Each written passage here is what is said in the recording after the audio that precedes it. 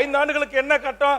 1.5 கோடி ரூபாய் இருந்தாதான் ஒரு மாணவன் கல்வி கற்க முடியும். இந்த நீட் கோச்சிங் சென்டர் இன்றைக்கு 3 லட்சம் ரூபாயிலிருந்து 5 லட்சம் ரூபாய் ஆக 3 லட்சம் ரூபாய் 5 லட்சம் ரூபாய் செலவு செய்து இந்த கோச்சிங்ல போய் சேர்ந்து பாஸ் பண்ணி அதற்கு பிறகு பாஸ் பண்ணா கூட அனைத்து மாணவர்களுக்கும் தமிழ்நாடு முழுவதும் இந்தியா முழுவதும் மருத்துவம் படிப்பதற்கு வாய்ப்பு வழங்கப்படுகிறதா என்று சொன்னால் இல்லை.